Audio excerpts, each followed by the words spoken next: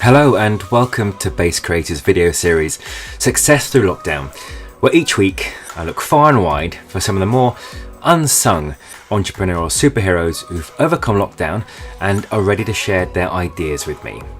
Now, last week I had Mike McGrail on the call, who went from months of lined up work to everything being cancelled in a matter of 48 hours once lockdown had been announced.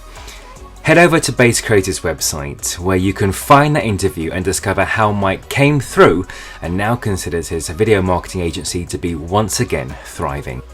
I've been inspired to see some small businesses changing, adapting and ultimately pivoting to stay afloat, some being more successful than pre-lockdown. Not everyone has an idea or key innovation up their sleeve. Well, maybe not yet. Right, let me introduce you to Luke Pearce from the Radical Tea Towel Company. Luke, hi, how are you? How are you doing? Hello, Ian. It's good to be here. Thanks for the invite. You're very welcome. The Radical Tea Towel Company, interesting name. Tell us, 30 seconds, what do they do? What do you do? We make English tea towels made in the UK, inspired by historical campaigns and individuals. Wow, that's succinct. Sounds really prepared. Thank you for joining me, Luke. So we're talking about success through lockdown. I'm interested to hear your story. So when the government announced that lockdown was happening, so around mid-March, what were your first thoughts? Our first thoughts was that this was probably going to lead to a recession. Everybody could tell that a recession was on the cards, and that was a concern for us because we've never been through a recession before. We had the idea for Radical Tea Towel back in 2011, and the economy has kind of been growing mostly ever since that point. And so we kind of worked on the assumption that we were going to witness some kind of decline in sales, but we had no idea to what degree that would be the case. On the other hand, there was a kind of small part of me thinking, you know what, we're online, so we're kind of well placed to weather this storm compared to a brick and mortar organization. Right, so you're online, you sell online, you sell offline as well, right? But it's not a big part of your business, is it? That's right. About 10% of our annual sales are to museum shops and gift shops.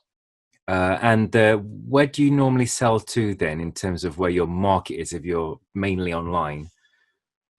So we sell primarily in the UK, and people all over the UK, and also in the United States. It's a big market for us. We have a separate website targeting people in the States, but also throughout the English-speaking world. In particular, recently to Australia, and we've got a Canadian store that's on the verge of being launched as well. All right. Well, certainly good luck with that. Did you notice that there was the same kind of impact in the US as there was at the UK? And was it around the same time? Yeah, pretty much.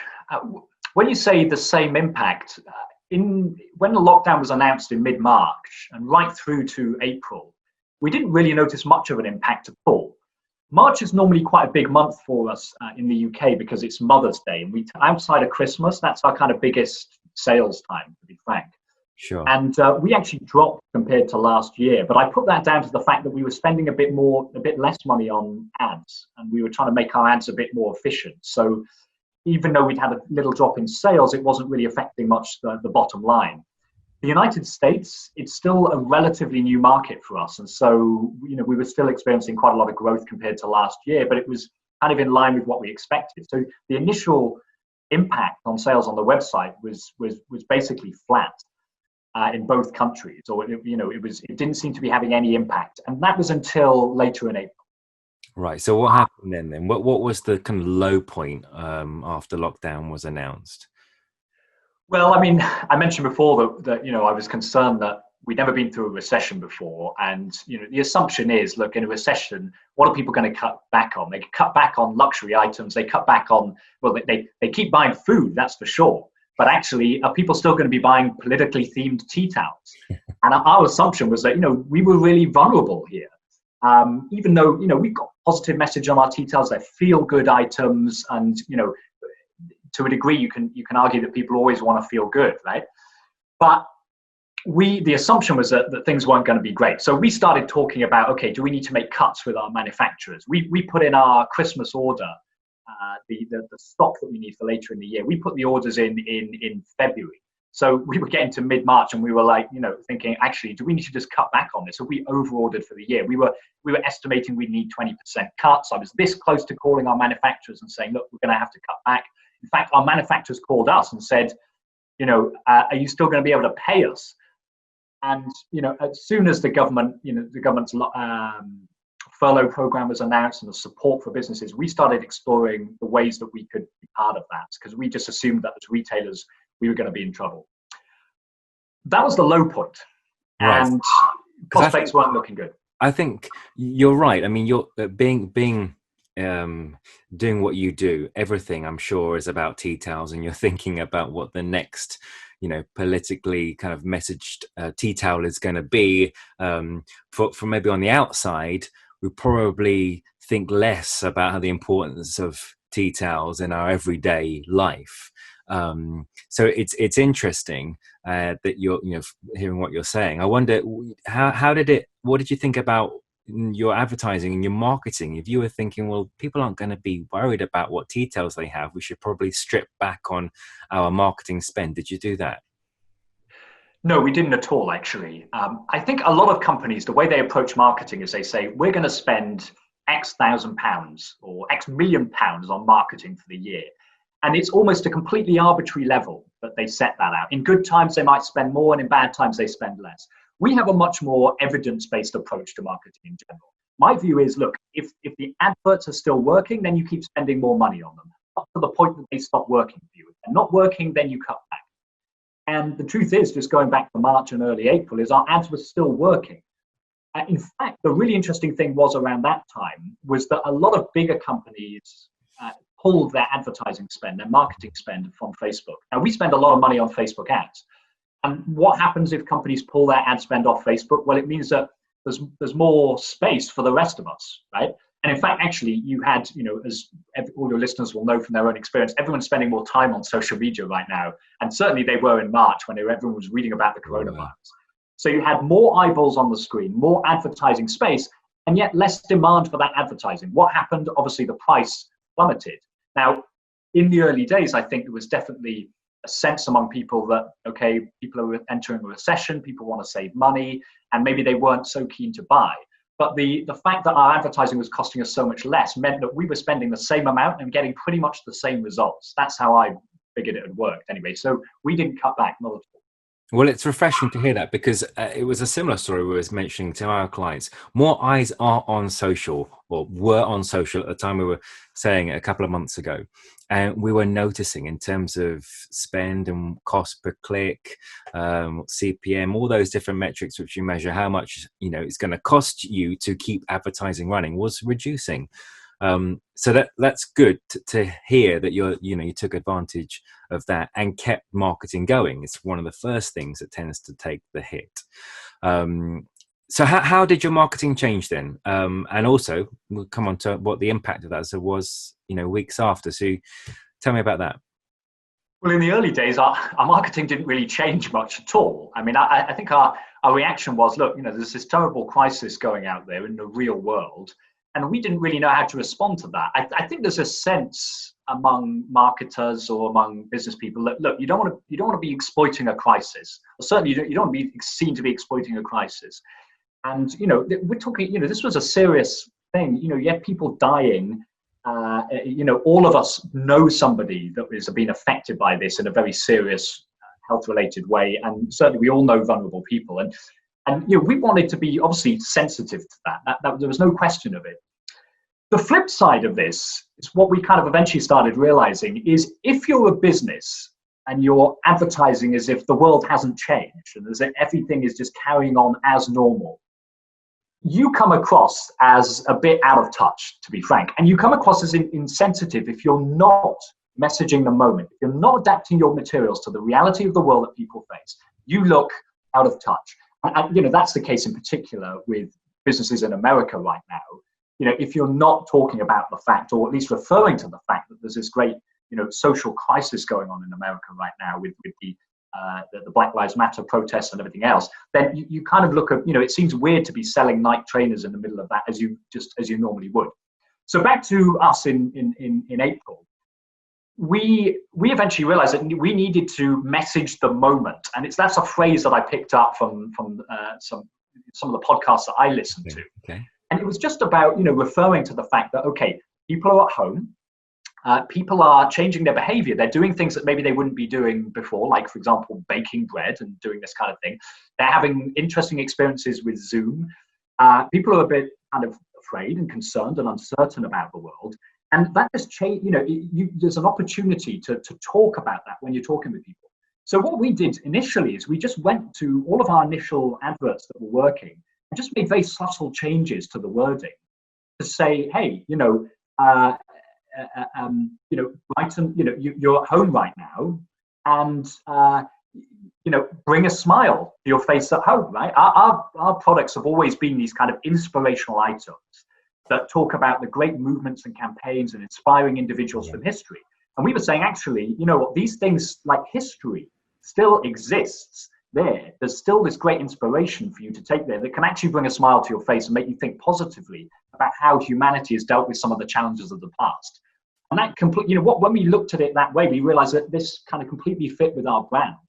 And certainly we didn't get any negative feedback whatsoever. Not a single person told us, oh, you've changed your messaging and you're now exploiting the moment. Not at all. That's not what our customers were saying at all. So that was the first thing we did. And then we started, creating new material for social media. For example, we actually filmed my girlfriend just baking bread in the kitchen. She's just doing a bread recipe and using some of our products and saying, that they're available, they're there for you. And of course, actually now, you suddenly realize people are spending a lot more time in their kitchens and cooking. Tea towel is actually quite a useful thing. Even though I think most people don't necessarily buy our tea towels, entirely for the practical benefits that they bring, you can certainly use them for that as well. So we adapted our messaging quite blatantly once we realized that that's what we needed to do. Good. And so leading on to that then, what was the impact? Months like April, May, maybe sort of going into June, what your expectations might be. What was the impact of the change in the messaging that you made to your social ads?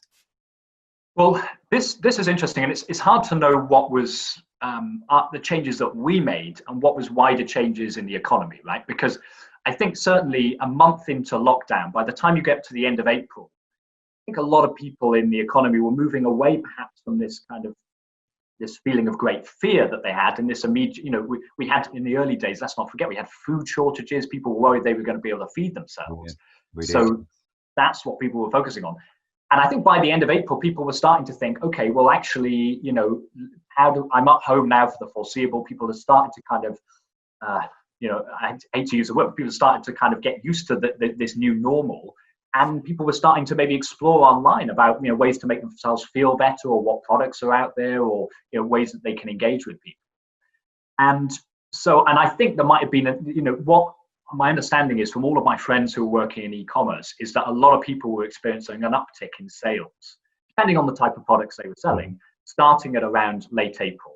And certainly that's what happened to us. But this was around the time that we were changing our messaging as well. So in the last 10 days of April, the last week of April, we started getting a big surge in orders. And I'm talking, we were getting double the volume every day, which was double the volume that we would normally expect, which was great because, let's not forget, we weren't getting any orders back then from the gift shops and from the museum shops. All of those places had closed down. So our direct-to-consumer sales were covering us for that. And then when we went into April, that surge, just expanded and kept on getting bigger. And, when we went into May even. And so by the end of May, I was looking back at the numbers, and our sales across the US and the UK were up 7 times compared to the same period last year. And that was certainly unexpected. And we seem to have benefited. Yeah, great. Now, I'm really keen to ask you something else as well, because in our sort of pre-interview conversation, you mentioned that you'd also been creating face masks, and somewhat could have been seen quite controversial, certainly, a couple of months ago, the words of being opportunistic, those kind of things. However, I know the story is slightly different with you. So how did you both accept that this was going to be a strategic of strategic benefit, but also a change and adapt your messaging even further to face masks? When it comes to this whole pandemic situation, I think a lot of us have this feeling that we want to help. We want to be able to do something to help people around us. And certainly, I don't know, when I think back, I think that to that time, I remember as an individual, I felt really down about the whole situation. I felt like society wasn't going in a good way, that there were lots of reasons to be depressed about that situation. And I started looking for ways that I as an individual and we as a business could help in some way. Now, in practical terms, that meant I was calling my grandparents, probably more often than they would have liked. I think I was probably getting quite annoying for them. On a business level, we just assumed, okay, well, the way that we help is we share all of our inspiring blog posts about history, and we talk. We started sharing stories of how people, inspiring individuals in the past, had dealt with periods of lockdown, being in jail, being isolated, that kind of thing. And I assumed that it was kind of an indirect way that we would be helping people, contributing in some way. What then happened, though, is that we started getting messages from our customers on social media saying, you guys should be making face masks. And our initial reaction was, well, that would be nice if our factory was open. And initially we were kind of thinking, look, face masks, it's unproven. Do they actually help? And look, we don't want to exploit this crisis. It's definitely not something that we see ourselves doing. But people kept on asking for them. And then what happened is that we started finding these studies that were doing the rounds on social media talking about homemade face masks. And these studies were saying that actually one of the best materials for homemade face masks is tea towel material. We were looking at this and we thought, could this be true? But apparently it wasn't. This was the World Health Organization was confirming this kind of stuff. And more governments were saying, look, actually, you have to now wear face masks on public transport. The evidence was coming out that actually they probably do have some benefit, particularly if you're a carrier of this illness. And it was, people being reassured about it. So, I started making the argument among the team that we should be making face masks. And I think there were a lot of concerns about it because we were worried that, look, these are obviously not going to be medical grade face masks. Our factory, they make homeware items. They've never supplied hospitals before, so there's no question that these were going to be medical grade. And we were worried, okay, could we get sued if somebody catches the coronavirus when they're wearing one of our masks? There were a million reasons not to do this. It seemed in a way like a crazy idea. But over time, we just kept on talking about it. And over time, I really started to see that it would be an opportunity for us to help in a practical way. Because people were struggling to get face masks, and also people were buying the kind of medical grade ones, which was also taking supplies away from frontline medical workers as well. So in the end, we spoke to our manufacturers, and they had started experimenting with making some face masks themselves with the remaining staff they had in the factory. Their orders had all collapsed apart from us. And we said, well, actually, could you send us some samples, and we'll start playing around with them and seeing which ones we like. And, there was a bit of back and forth over a couple of weeks, during which time we also decided that the main message we were going to put out there was, look, these are not medical masks, but they're, if you get them, for your own purposes, then that is actually making more supply of medical grade material available for health workers. And, it could be a useful thing for you to have.